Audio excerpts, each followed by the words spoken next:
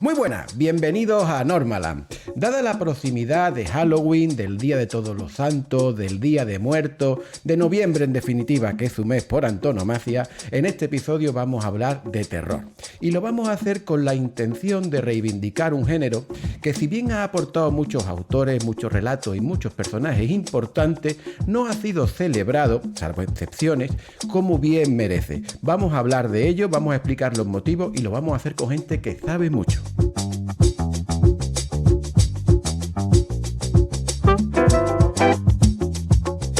Bienvenidos a Normaland, el podcast de la redacción de Norma Editorial.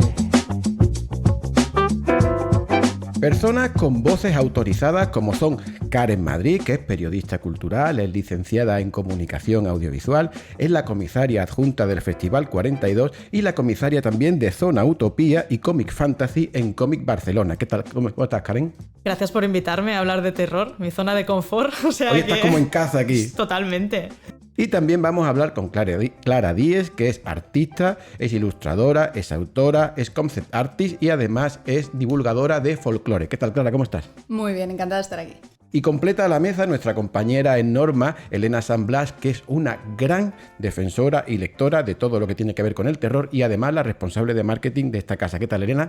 Bien, muchas gracias. Estoy muy contenta de que mi primer podcast sea sobre terror y con estas personas a las que admiro muchísimo, así que gracias. Fantástico. Pues vamos a empezar y vamos a entrar ya de lleno al trapo, ¿vale? Decíamos antes que el terror no ha sido lo suficientemente celebrado como merece y yo os quería preguntar, ¿por qué creéis, y os lo pregunto a las dos, que por ejemplo el Premio Nobel de Literatura nunca se le ha dado a un autor de terror y que por ejemplo la Academia de los Oscars solo ha otorgado el Oscar a Mejor Película a una única, que fue El Silencio de los Corderos? Esta desventaja del género, ¿dónde creéis que encuentra su motivo? Ya para empezar podemos matizar la pregunta, ¿no? Claro. Porque yo creo que El Silencio de los Corderos no ganó como terror, sino como thriller. Y el thriller pues ya se entiende como es como la hermana mayor y bien vista del terror. Entonces, por eso ganó. Yo creo que es esta la línea, ¿no? Y del Nobel tampoco hay ganadores de Nobel de fantástico en general. El único ganador de Nobel de fantástico es Kazuo Ishiguro, con Nunca me abandones, No em deixis mai, que él mismo no se considera que escriba fantástico, aunque haya puesto una especie de distopía futura, ¿no? con esta obra. O sea que todos los géneros fantásticos están en la categoría de subliteratura, subcine, son como mal vistos, supongo que por su pasado, ¿no? Porque en el ámbito literario vienen de la literatura pulp, que se vendía por fascículos a 20 céntimos y lo leía pues niños o gente muy friki, y en el cine viene de la serie B. Eran películas de muy poco presupuesto y entonces estaban muy denostadas. Aunque todo esto haya cambiado, aunque ahora tengamos una industria literaria y cinematográfica que sí que invierte en este género, creo que en el subconsciente colectivo ha quedado que es un género menor. Clara, ¿en tu caso tú qué opinas? Yo creo que pasa un poco lo que dice Karen, es a todo el género, es decir, a fantasía, ciencia ficción y a terror. Son los tres subgéneros que van siempre de la manita, que no gustan el mismo tipo de frikis y que por algún motivo no se considera cultura en mayúsculas, negrita, sombreado y subrayado. Es muy triste, porque luego en la realidad el público conecta con ello y la gente lo ve y se siguen dando premios o se siguen dando nominaciones. Para mí, un ejemplo aquí de España, por ejemplo, la película Irati tuvo 5 nominaciones a los Goya. Muchos técnicos y tal, pero era un peliculón, estaba muy bien hecha, ni uno. Y la gente le gustaba, estaba la gente flipando, venga, dio la vuelta al mundo, venga, premios en otros sitios, pero aquí no se le daba premio. Y pasa con muchas otras obras. Lo que comentaba Karen es que esto se ha visto en toda la historia de la cultura. La ópera primero era algo de las masas, del pueblo, la opereta, la comedia del arte, todas estas cosas fue evolucionando y ahora, hoy en día, la ópera lo consideramos pues arte mayor, la cultura, el Gesamtkunstwerk, que es la gran obra de arte que respetar. Pues lo mismo ha pasado con muchas otras obras. Es cierto que las primeras obras que pudieron originar este género hoy en día se respetan casi como alta literatura. Hablas de Mary Shelley, bueno, sí, tal, en los grandes clásicos, Edgar Allan Poe puede tener su respeto y tal, pero ahora murieron muertos de hambre. Exacto. Y podemos romper en algún momento el ciclo, podemos hacerle caso a gente gente que está escribiendo terror, que está filmando terror, podemos hacerle caso a los videojuegos de terror que se están haciendo ahora como las obras de arte que merecen ser. Pues ojalá, y si podemos aportar desde este podcast ese granito de arena para esta reivindicación, ojalá lo consigamos. Elena, ¿en la industria del cómic sucede igual? Es decir, ¿los cómics de terror también sufren este desprecio, por decirlo entre comillas? Pues mira, precisamente creo que en la industria del cómic es uno de los sitios donde más cuidado está, al menos el género fantástico, ciencia ficción, terror, porque realmente creo que da mucho pie, ¿no? Al final es como... los dibujos pueden ayudar mucho a crear esa atmósfera fantástica, ¿no? Como los videojuegos que decíamos al final, ¿no? Y quizá en una película lo hacen, pero aún no ha llegado como ese reconocimiento, pero el cómic, por el mero hecho de haber nacido como nació, ¿no? Directamente como en papel, pues creo que tiene mucho de esta primera literatura que decíamos, ¿no? Del pulp y todo esto que ha seguido esta trayectoria y realmente... Hoy en día el género de terror en el cómic está muy vivo y hay muchos autores y autoras que a lo mejor hacen un cómic de terror y se convierte en una obra maestra. Uh-huh. Para hacer este episodio más completo, más comiquero y más provechoso, le hemos pedido a libreras y libreros que nos recomienden algún cómic de nuestro catálogo, cómic que ahora, dada la fecha en la que estamos, es muy apropiado leer. La primera de ellas es Fátima González, de la librería 7 Héroes de Murcia. Como todos los años, Halloween ni siquiera ha pasado y ya tenemos el turrón en todas las estanterías, así que nosotras también nos hemos querido adelantar recomendándoos El Depravado, de James Tynion y Joshua Higson. Es una historia de terror con tintes noir muy interesante en la que nos vamos a encontrar un joven protagonista, guionista de cómic, que entrevista a un asesino en serie de su pueblo natal para conocer su historia y elaborar un cómic biográfico en torno a él.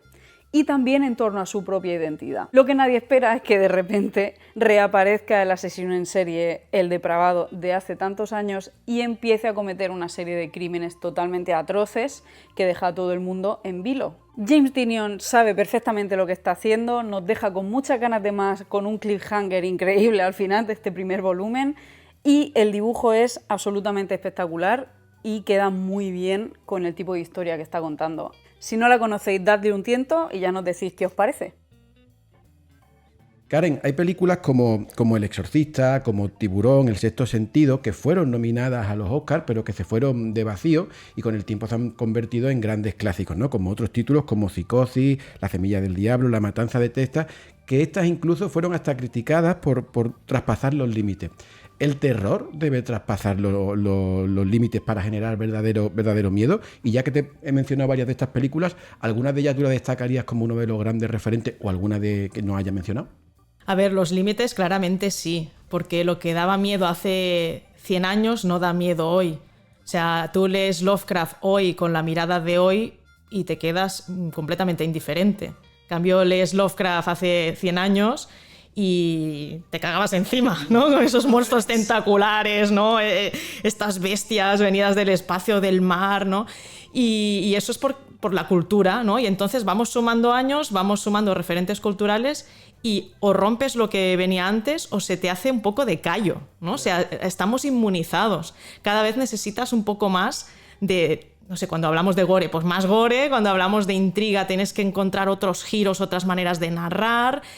Es una manera, ¿no? Y ahora mismo pensaba en una película que con muy poco presupuesto consiguió romper todos los límites y por eso también está siendo muy reconocida, que es La mesita del comedor de Calle Casas. Yo, a ver, a mí muy pocas cosas me dan miedo. El terror es mi zona de confort. Yo entré al cine a ver La mesita del comedor y, si la habéis visto, hay un momento que yo dije, yo no voy a poder soportar esta película. Y estuve a punto de salir de la sala y decir, yo no voy a aguantar 1 hora y media de esto. Y es nada, o sea, no necesita ni grandes efectos especiales ni grandes recursos, es simplemente la manera de narrar algo que no se ha narrado nunca así. Uh-huh. ¿Tú la has visto? ¿Tú la has visto? ¿O vosotras? ¿Tú, Elena? Claro, ¿habéis visto La mesita del comedor? Me comedor? la han recomendado toda la gente a la que respeto en conocimiento de cine, así que mucho me temo que aún la tengo pendiente. Yo no la he visto, yo tampoco la he visto. Oye, Clara, el terror está plagado de subgéneros, ¿no? Está el terror psicológico, el slasher, el gore, el folk horror o el metraje encontrado. Tú como autora, también como consumidora, ¿cuál es tu favorito? Yo tengo un acercamiento un poco raro al terror, porque para mí la escena de cine que más miedo me ha dado en la vida es la de Tomorrow Belongs to Me de Cabaret, que no es una película de terror. pero funciona, por motivos obvios. El terror al final se basa en cosas reales. O sea, nos está mostrando normalmente las películas de terror unas situaciones extremas o sobrenaturales que no existen, pero se está basando en elementos muy reales. Y saber hacer esa conexión con esas inquietudes humanas, con esas preocupaciones y con esos contextos diferentes que comentaba Karen, depende del público que estemos hablando, pues esos puentes son los que más me gustan a mí. Sí que me gusta mucho, por ejemplo, el terror con un componente político. De nuevo, aunque no sea necesariamente una película puramente de terror, elementos como El hombre pálido de Guillermo del Toro me parece brillante, o sea, representar el fascismo como una criatura ciega que solo quiere tenerlo todo y que no permite que nadie más tenga más porque sí, por inercia, y es terrorífico. Pero luego, para mí, bueno, yo vengo ahora mismo de estar estudiando, empollando folclore y ver poco sol a base de, salvo que vaya al monte, y a mí el folk horror me gusta mucho, porque conecta muchísimo con cosas que ya conocemos, con algo que nos está dando la sensación de que ha existido desde siempre. Y para mí mi película favorita de folk horror es The Witch, de Robert Eggers, porque me parece que hace una conexión magnífica entre realidad y sobrenatural, especialmente con el tema de las brujas, que es un tema que tengo más claro y es, en mi opinión, muy difícil de transmitir bien en ficción. Para mí es brillante, porque te expresa tanto el terror psicológico de que toda tu comunidad se vuelva en contra tuya, como el terror sobrenatural de todo el elemento folclórico de la bruja. Es una obra de arte. Y esta película se coló por los circuitos que no le tocaban, porque esta es una película de festival, es una película para ir y aplaudir al final, ¿no? E indignarte en momentos. Y en cambio fue a los cines como si fuera una película más, ¿no? Como si fuera la peliculilla que se estrena en agosto para los adolescentes, y mucha gente salió mal del cine, salió enfadada porque dijeron, esto no es lo que yo me esperaba, y es brutal. Pero a la vez también ha llegado a mucho público. Sí. O sea, si no me cruzo 15 memes diarios de Would Thou Like to Live Deliciously, no sé cuántos me veo. O sea, la gente ha conectado con ella también. Y no tienes por qué saberte todo el contexto para decir, joder, qué bien está contado esto. Pero está contando cosas muy bien, está haciendo que entiendas muy bien un montón de dinámicas sociales y a la vez da miedo. Es una buena película de terror, es fantástica. O sea, lo tiene todo para un consumidor. Hasta un buen vestuario. Turno ahora de Isabel del Río, de la librería Gigamesh, quien también ha destacado una obra de nuestro catálogo. Soy Isabel del Río, de librería Gigamesh, y os recomiendo Dulces Tinieblas, publicado con Norma Editorial. Este no es solo un libro terrorífico, sino que es un libro donde el terror y la putrefacción, todo aquello horrible, nace de lo hermoso, de lo bello, incluso de lo cookie. Además tiene una edición alucinante, increíble,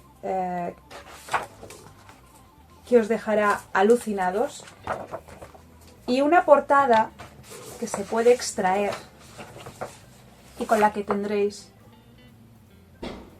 un precioso cuadro. Este libro, como os digo, nace del horror, de lo más truculento, y rompe la infancia para demostrarnos que más allá de los duendes puede estar el terror y el horror. Vale, han sido mencionados aquí ya algunos nombres de literatos, de autores y autoras como Mary Shelley, también como Lovecraft. Hay otros como Bram Stoker, como Edgar Allan Poe, que también se han mencionado, que son grandes nombres que, como bien mencionaba, y en su día pues no tuvieron la popularidad que luego con el tiempo sí han logrado, ¿no? Según vosotras, ¿cuál creéis que es el más influyente dentro de lo que es la industria de la creación artística del terror? Y también me gustaría saber si hay voces nuevas que están destacando mucho ahora en la actualidad. Creo que todos los que has dicho son muy influyentes, pero yo añadiría dos más. Uno es sin duda Stephen King, tanto por la influencia dentro de la literatura, porque ¿quién no ha querido ser Stephen King? O sea, creo que todos los escritores de terror aspiran a ser Stephen King, y incluso gente que no ve terror ha acabado viendo pelis o series de Stephen King sin saber que eran de Stephen King.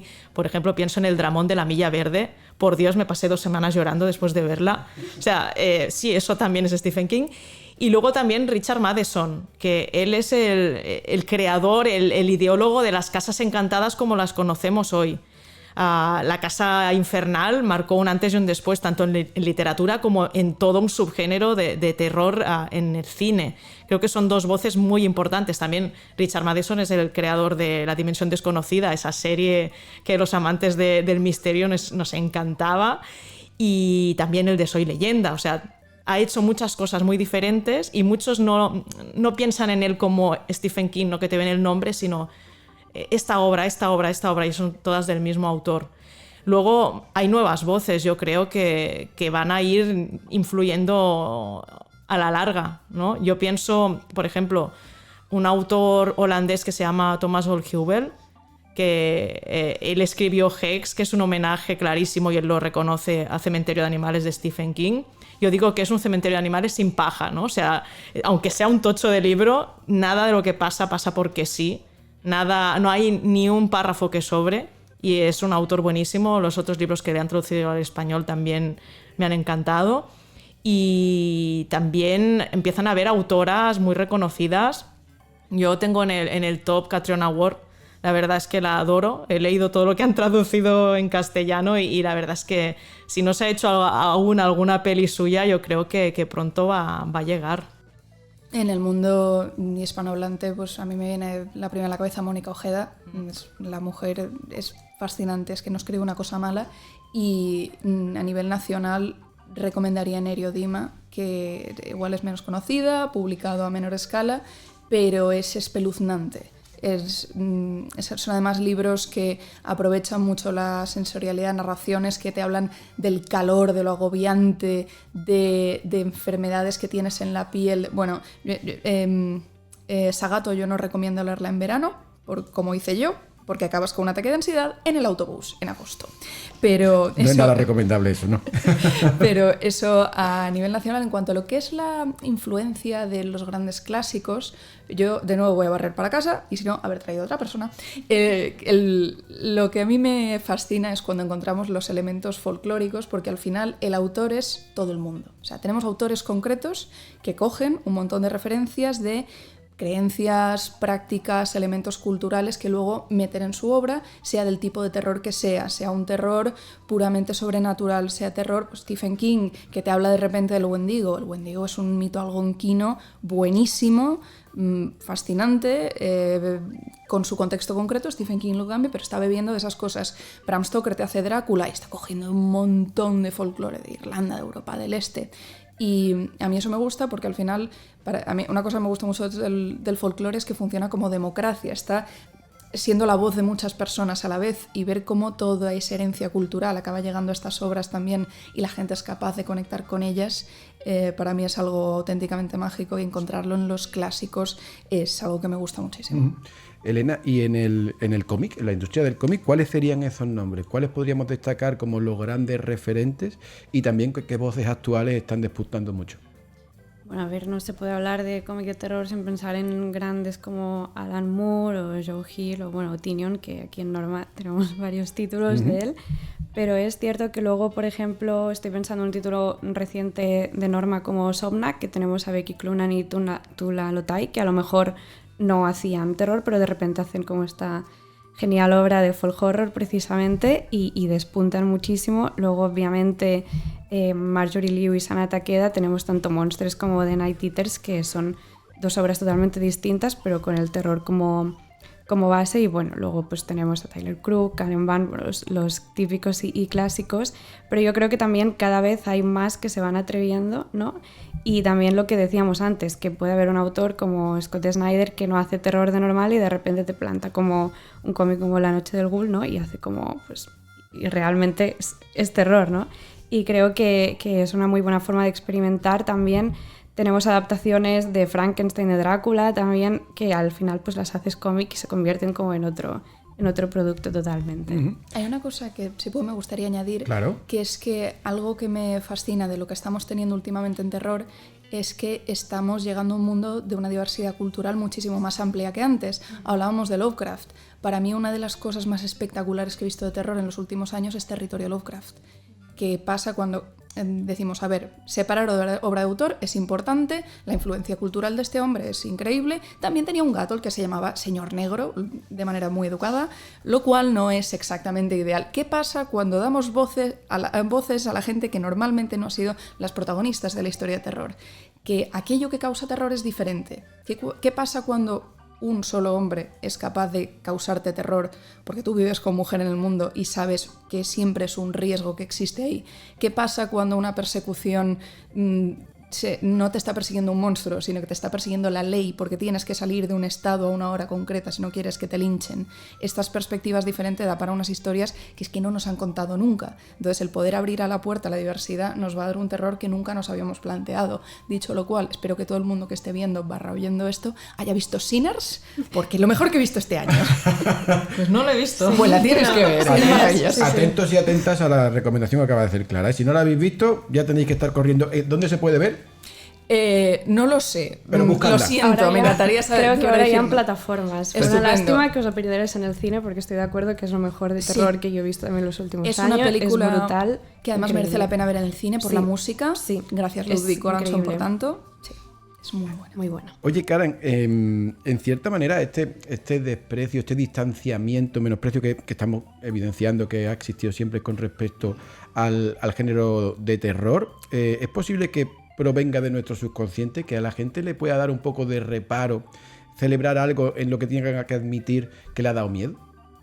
Mira, lo voy a ligar con la comedia. ¿Vale? Creo que las dos cosas, la risa y el miedo, vienen del mismo sitio. No recuerdo qué autor comentó, creo que fue Mónica Ojeda, precisamente. Posiblemente, no tiene una frase mala. Que hablaba que el terror, bueno, que las sensaciones van por partes del cuerpo, ¿no?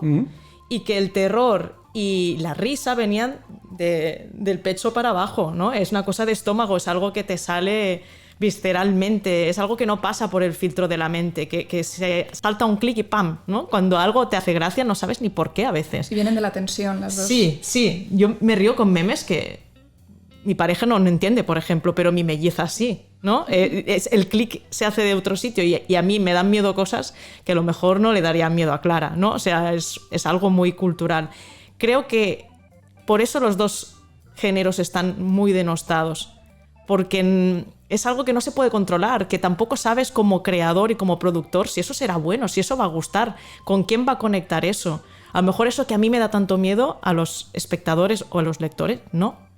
Y hay ese riesgo, ¿no? Y yo qué sé, sí que es verdad que en España se hace muchísima comedia, lamentablemente, en cine. Pero no va a ganar Oscars tampoco, no va a ganar premios, no es pretenciosa, es vamos a darle a la taquilla y que la gente se ría un rato, y en el terror también hay esta parte también, pero creo que todo toca a una parte muy visceral que es muy difícil de diseccionar y decir qué da miedo y a quién y a qué público voy. Ajá. Clara, tú como autora, ¿cuál dirías que es el mejor formato, el mejor medio para contar para contar terror? Es decir, ¿puede funcionar una historia igual si se hace en película, si se hace en una novela, en un cómic, o incluso en los nuevos formatos como puede ser un podcast o incluso tú lo mencionabas antes, un videojuego? Vale, voy a dar la respuesta súper constructiva, que es no y no lo sé. O sea, los diferentes medios sirven para diferentes cosas, y esto lo sabe cualquier persona que haya adaptado algo, un cómic audiovisual, una novela cómic. No puedes coger la misma historia y tratar de hacer exactamente lo mismo. La adaptación perfecta de Dune, por ejemplo, la que se acaba de hacer es buenísima, pero no es exactamente el libro, no puede serlo. No tenemos los mismos recursos, no tenemos las mismas narraciones. Un ejemplo también de algo que puede haber llegado a mucho público, quien haya leído Juego de Tronos sabe la cantidad de cosas que se tiene que haber cambiado en la serie, no Canción de Hielo y Fuego, porque no tenemos, por ejemplo, diálogo interno. Ese tipo de recursos pues va a tener que cambiar de muchas maneras diferentes. Todos tienen su potencial y todos tienen los puntos donde cojean. El videojuego, por ejemplo, te permite una inmersión y una tensión porque hay una consecuencia inmediata a tus decisiones. El cine te permite, sin esa interacción directa, una inmersión total en la que no puedes salir, no puedes dejar de ver cosas, te están poniendo el diseño de sonido puede ser completamente envolvente, te puede meter muchísimo. Todos los medios tienen sus recursos. Lo que sí que podemos ver que aparece muy a menudo es, por ejemplo, el elemento del suspense, del no mostrar algo. Eso es algo que en diferentes expresiones siempre va a funcionar. Es decir, te estoy insinuando que hay algo aquí, te estoy insinuando que hay algo allá, o me estoy yendo full Geiger y te estoy poniendo una ilustración horrorosa con un montón de body horror. Hay terror para todos los gustos, pero sí que podemos ver elementos compartidos.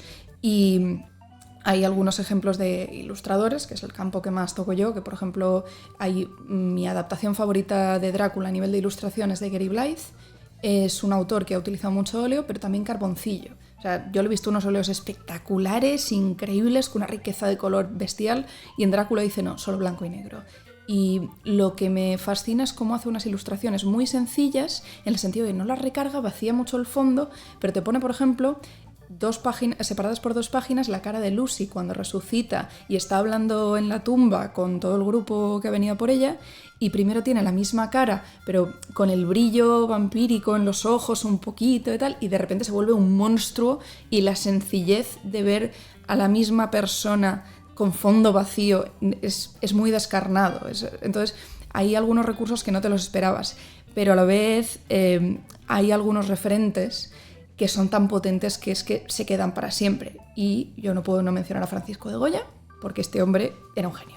Y a nivel de pintura, se dice que pues, igual era mejor grabador y dibujante que pintor, que según como lo entendamos quizá, pero es capaz de evocar con un trabajo muy sencillo de mancha y de capturar la luz una idea de perversión, de esperpento, de estar mostrándote una escena que alguien está pintando de memoria por haberla visto en el monte. Es una capacidad de evocar la que nos puede dar la ilustración, que en terror es que es amplísimo, se pueden hacer un montón de cosas, y por eso quizá también, como decía Elena, en el cómic y en la ilustración podemos ver un campo riquísimo para el terror. Uh-huh. María Mateo, de la librería Comic Store de Granada, también ha querido participar en este episodio, y este es el cómic que nos ha recomendado. Os presento La Casa de los Impíos, una obra de terror con tintes de novela negra y thriller, de la mano de un equipo brillante y soberbio, sobradamente conocido como son Brubaker y Sean Phillips. Esta obra, con un arranque adictivo que nos va a llevar a devorar sus páginas, nos presenta a 2 protagonistas. La principal, Natalie, con un pasado oscuro, cuya infancia se vio involucrada en sectas satánicas, y un agente bastante torturado del FBI que investiga una serie de asesinatos relacionados con el caso de Natalie. Una obra que además nos sumerge en un clima que se vivió en Estados Unidos en los años 80, donde el miedo al ocultismo, al satanismo y este tipo de sectas se volvió casi una histeria colectiva. Por lo tanto, la mente torturada de la protagonista se verá forzada a recorrer su pasado para desentrañar esta historia, donde además nos espera un giro final bastante sorprendente. Así que no dudéis, si os gustan las historias de terror, no os perdáis esta apuesta segura de la mano de estos 2 grandes autores que nos trae Norma Editorial. Karen, en los últimos años hay voces que consideran que el terror se ha hecho eco de cuestiones digamos, de temática de cuestión social, como por ejemplo la violencia de género, el racismo, la corrupción política. Incluso se ha acuñado un concepto que es el terror elevado, ¿no? Que es el que huye un poquito pues, del puro entretenimiento, de la casquería. Pero hay quien también piensa que el género de terror ha estado siempre un poco comprometido con la sociedad. ¿Tú qué opinas al respecto? Y si consideras que ha habido un proceso paulatino que ha evolucionado a lo largo del tiempo, ¿o no? A ver, yo voy a ser hater, a lo mejor me gano unos cuantos enemigos, pero a mí la etiqueta terror elevado no me gusta nada. ¿A ti la tampoco, odio. no, Clara? Yo creo que es un concepto gafapastil, o sea, de la gente que se cree crítico de cine y que le gusta el terror y le da vergüenza y dicen, no, pues voy a decir que esto es terror elevado porque así no me van a juzgar. Es el mismo rollo que cómic y novela gráfica. Exacto, O sea, exacto. Novela gráfica es para vender algo por 63 euros en el Corte Inglés. Es lo mismo. Oye, pues Exacto. muy interesante esto que estáis diciendo, porque es verdad, yo coincido totalmente con esta percepción que dices tú del cómic y novela gráfica. Lo que sí creo, etiquetas aparte, es que siempre ha tenido un mensaje el cine de terror. Incluso los slashers tienen un mensaje. De hecho, yo tenía un profesor de cine en la carrera, yo estudié comunicación audiovisual, y se llamaba Esteba Riambau, era crítico de cine, y él siempre definía las películas de terror como que si eres una jovencilla libidinosa, él usaba esta palabra, eras la primera en morir y después venía el negro, ¿no? O sea, él lo decía tal cual, ¿no? Y decía, claro, al final hay un mensaje de moral. Si tú vas con unos pantalones demasiado cortos y vas enseñando pechuga, vas a morir porque no eres una mujer pura, cristiana, casta, te mereces morir, ¿no? Es como el mensaje subyacente. Eso ya nos ha quedado muy atrás, por suerte. Y ya estamos en un punto en que las pelis de terror se ríen de esto y lo explotan en el sentido contrario, ¿no? Es decir, yo he visto películas que incluso hacen bromas de... Ves una escena que está todo el mundo vestido y la escena siguiente sale la chica en sujetador porque sí, ¿no? Y hacen la broma de la peli de los 80. Pero aún así hay unos mensajes de fondo. Los hay en películas como El Exorcista, que a pesar de que sea una peli de posesiones, hay ahí un... En el libro a lo mejor se ve más, pero creo que en la película también está, que es el miedo a una madre de que su niña adorable se convierta en adolescente, ¿no? Esa niña que hace 2 minutos era súper educada y súper maja conmigo, de golpe no la reconozco y me está insultando y me está tratando mal. Eso para mí es la metáfora perfecta de la adolescencia y de cómo una madre tiene miedo a la persona que tiene delante, ¿no? Al final hay un montón de mensajes de este tipo. Incluso en las sagas de Warren y Insidious, que yo las adoro, o sea, aunque sea muy mainstream, todo el mundo los conozca, da igual. Hay ese mensaje de fondo de no juegues con cosas que no dominas, que ahí hay todo un mundo detrás del nuestro, que incluso decían Insidious una frase, ¿no? Cuando llamas en el mundo de los muertos, contestan todos, ¿no? Decir, es que estás haciendo una llamada y te estás poniendo en cosas que te pueden poner en peligro. Siempre ha habido un mensaje, más o menos obvio, más o menos social, pero siempre ha habido un mensaje. El problema, como decía antes, es que venimos de una serie B. Y entonces cuando empiezas a poner pasta ya podemos poner la categoría de terror elevado, porque claro, aquí ha costado 2 millones la película en lugar de hacerla en el comedor de la casa de Calle Casas en Tarrasa en un fin de semana, pero da igual, o sea, es lo mismo. Qué interesante reflexión. Clara, estamos hablando del terror y me gustaría también sacar a colación el concepto del horror, porque hay quien no considera que sea lo mismo, hay quien piensa que el terror es el componente primigenio común en todas las historias y que el horror se caracteriza por participar en esas en las que aparece un monstruo.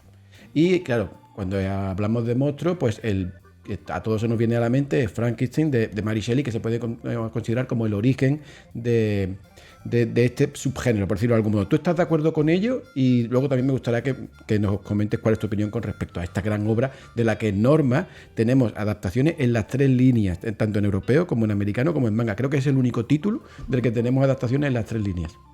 Y una gran victoria para Mary Wollstonecraft, un día más.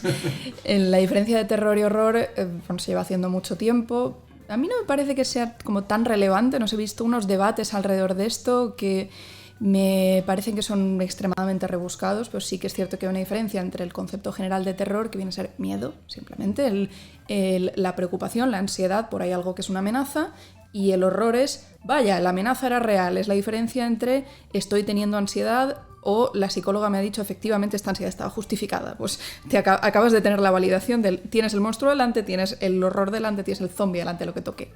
El gran monstruo, que es la criatura de Frankenstein, es que esta historia es buena por algo. O sea, es una historia fantástica. Creo que tiene tres grandes pies para ser tan sólida. Por un lado, es que no solo estamos hablando de terror. Para mí es una de las grandes obras del género porque es que tiene terror, tiene fantasía y tiene ciencia ficción. Hay mucha gente que argumenta, y creo que de una manera muy sólida, que es la primera obra de ciencia ficción porque está hablando también del y sí y la responsabilidad ante el y sí. Está hablando de la fascinación por el potencial de creación, está respondiendo a unas inquietudes del momento respecto a la electricidad, respecto a la medicina moderna, respecto a la posibilidad de reanimar cadáveres en este caso, siglo XIX, todo es posible, es un mundo mágico. Y por otro lado tenemos la responsabilidad que existe respecto a aquello creado. Y así donde la ciencia ficción nos estaba llevando al futuro, esto está hablando de mitología, o sea, se llama el moderno Prometeo por algo. Es la idea de la responsabilidad del creador, la responsabilidad de ¿y si yo me estoy elevando a un nivel divino con esto? ¿O es esto un acto de orgullo por mi parte y de considerarme mucho más de lo que es un ser humano? Y por último, lo que le gusta a Guillermo del Toro, lo que nos gusta a la gente que nos gustan los monstruos, la fascinación por el otro, por la otredad monstruosa, en la que, y la historia, el clásico tropo de quién es más monstruo, el monstruo o el ser humano que trata al monstruo como un monstruo. Valga la enorme redundancia. Al final queremos a la criatura, nos gusta este ser que parece amenazador, pero que parece que está teniendo muchas ideas, que está compartiéndonos algo y que está revelando mucho sobre lo que es la normatividad y sobre lo que es la otredad. Y tengo muchas ganas de ver la peli de Guillermo del Toro, no sé si se nota. También de leerme todos los cómics del mundo. Un poquito solo. Por ir acabando, os agradeceré que me reveléis cuál sería se han revelado, se han comentado y se han recomendado muchos títulos, tanto de películas como novelas, como obras de cualquier tipo de formato a lo largo de la conversación, pero me gustaría que destacarais alguna, así a modo de colofón, que recomendáis a todos nuestros seguidores como la obra fundamental o la que consideráis que debe conocer todo el mundo sobre este género. ¿Cuál sería, primero tú, Carlos, y luego tú, Clara? Yo quería recomendar, ya lo he dicho antes, pero tenéis que leer Hex. O sea, creo que es un libro que no te deja para nada indiferente, que coge algo que ya se había hecho, ¿no? Que ya lo había hecho Stephen King y lo reversiona. A ver, para los que no sepáis de qué va. Es un pueblo que tiene una bruja que tiene los ojos y la boca cosidos, y que se aparecen en las casas y en la calle y en el súper, y los habitantes de allí ya tienen su sistema para disimularla cuando viene gente de fuera, ¿no? Y dicen, pues hacen las fiestas del folclore, ¿no? Y disimulan. Luego hay una maldición vinculada a esta bruja, que es que toda persona que viva en ese pueblo no puede salir nunca más del pueblo. Incluso si se van de vacaciones, cuanto más te alejas del pueblo, más ganas tienes de morir, de suicidarte. Entonces, claro, tenemos una familia que se acaba de mudar allí, con hijos adolescentes, y los hijos adolescentes dicen, ¿qué? ¿Que me voy a quedar yo aquí al igual? Intentan viralizar la bruja, intentan grabar vídeos y entonces empiezan a pasar cosas. Y es un libro que te hace pasar por todos los estados de ánimo. Yo lloré en un capítulo igual que lloré en el cementerio de animales, pasé ansiedad, pasé miedo, pasé nervios. O sea, para mí es brutal, y todo lo que ha hecho después también está bastante a la altura. Lo que pasa es que para mí este libro es imprescindible y siempre lo recomiendo porque creo que es un libro de terror que no le falta nada y no le sobra nada. Uh-huh. Clara, ¿y en tu caso cuál destacarías? Yo traigo dos porque no tengo autocontrol. Me gusta muchísimo, y creo que todo el mundo debería conocer, por lo menos en España, el cómic Villanueva de Javi de Castro. Es para mí, si queréis un ejemplo de folk horror en la España vaciada, que para mí es un campo que hay que explotar más. Villanueva es un cómic maravilloso, de nuevo, de un pueblo donde pasan cosas algo extrañas, donde se muda una pareja porque ya no puede seguir viviendo en la ciudad por problemas económicos. Ha habido unas ayudas para que se vayan al campo y se van a vivir a un pueblo abandonado, medio abandonado de León, donde es muy difícil llegar, la gente parece que vive con una tecnología un poco antigua. Está muy bien, está muy muy bien, y el dibujo es fascinante. Y me gustaría recordar, os prometo que nadie me paga por esto, pero es que tengo unas ganas locas de verla, que el 14 de noviembre se estrena Gaua, la nueva de Pablo Urquijo, que va de brujas, que va de noche, que va de la otredad, que va de lo extraño, lo ajeno. He tenido la suerte de estar en el rodaje, lo que vi me gustó una barbaridad y tengo muchísimas ganas de ver el resto. Creo que no va a tener desperdicio. La estrenan en Molins de Rey el 9 de noviembre. Bueno, la estrenaron en Sitges, en verdad. La estrenaron en Sitges también, pero yo no pude verla porque estaba de mudanza, así que no lo cuento. El 9 de noviembre se puede ver también en Molins de Rey. Y esta película, la verdad es que promete, yo me fío de que va a ser una pasada. Me gustaría linkar un libro al cómic que decías, porque hay un libro de Iván Ledesma que se llama Ante dioses indiferentes, que es exactamente lo que has descrito. España vaciada, en este caso Teruel, y en el pueblo hay una especie de... Yo le llamo granutots, como le llamaba Albert Sánchez Piñol, de unos monstruos así, estilo Lovecraft, que salen de debajo de la tierra y la lían muy parda. Y están muy bien también. Iván Ledesma, que es autor de nuestro catálogo del cómic La Vampira de Barcelona. Correcto. Que es muy buen cómic y que me hemos vendido muy bien. No sé si querías comentar tú algo más, Clara. Sí, solo que León Teruel nos falta un libro en Soria para tener la trilogía de la España vaciada y el terror. Pues bueno, lancemos el globo para que quien nos esté escuchando lo escriba. Si alguien conoce alguno, que lo deje en los comentarios, ¿vale? Que será muy interesante. Oye, Elena, y en lo que a nuestro catálogo respecta, ¿qué títulos destacarías? ¿Cuáles dirías que son los más significativos y que nadie puede perderse?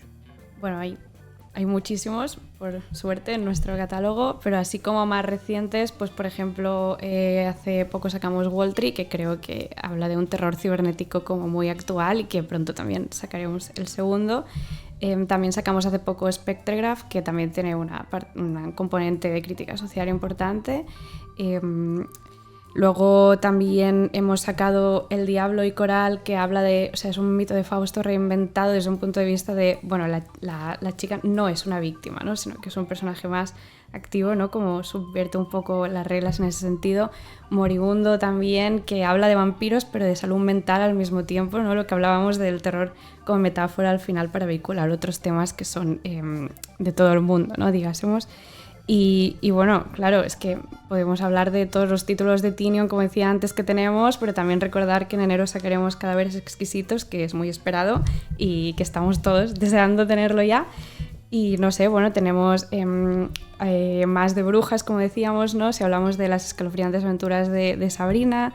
También tenemos para niños, hemos sacado hace poco el libro Fantasma, El Pompis y mi hermano está embrujado, que todos tienen un mensaje, como decíamos, ¿no? Al final.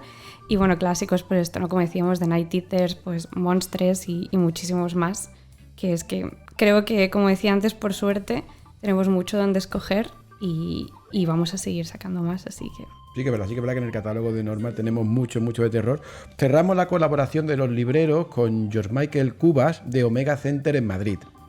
Hola, mi recomendación para este especial de Normaland es Los Departamentos de la Verdad. Una obra publicada en 5 volúmenes por Norma Editorial, en la que encontraremos la historia de James Tynion IV, Martin Simmons y Jordi Belair al color. Y bueno, ¿qué decir del Departamento de la Verdad? Pues el propio título ya te indica un poco por dónde van los tiros. Una historia que nos revelará o nos ocultará información sobre los acontecimientos históricos más precisos de la historia, básicamente.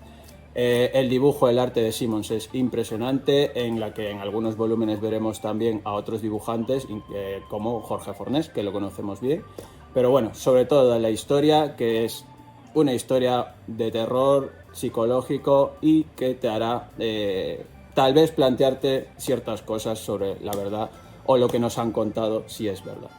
Recomendación para Normaland. Nos vemos. Pues ha quedado un episodio de lo más completo, de lo más reivindicativo. Ya os dije al principio que teníamos a las dos invitadas que sabían mucho del terror y lo acaban de demostrar. No sé si quieren decir algo antes de concluir.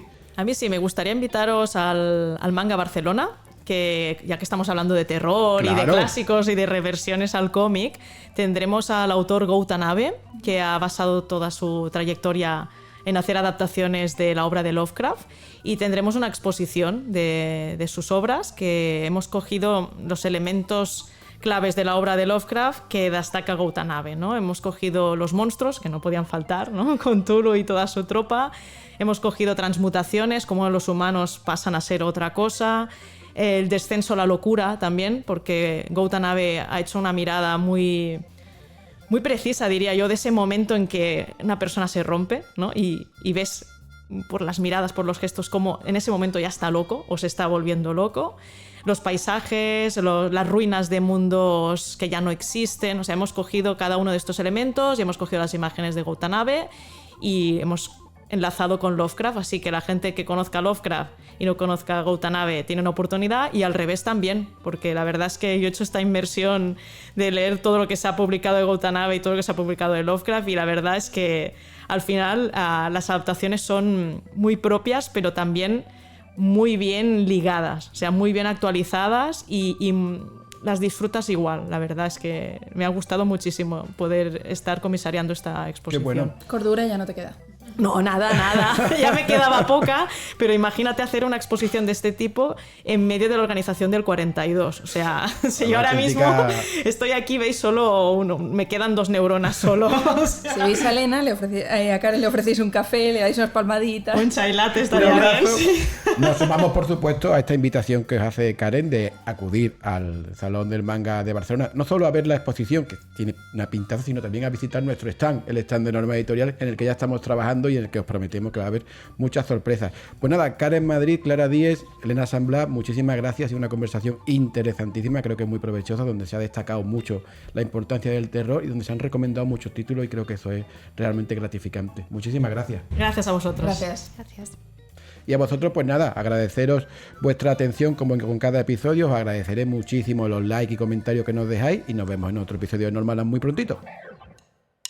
Gracias por seguirnos. Encuéntranos en las redes sociales de Norma Editorial y no olvides suscribirte para no perderte ninguno de nuestros programas. Recuerda que, además de YouTube, nos puedes escuchar en Spotify, SoundCloud y el resto de agregadores.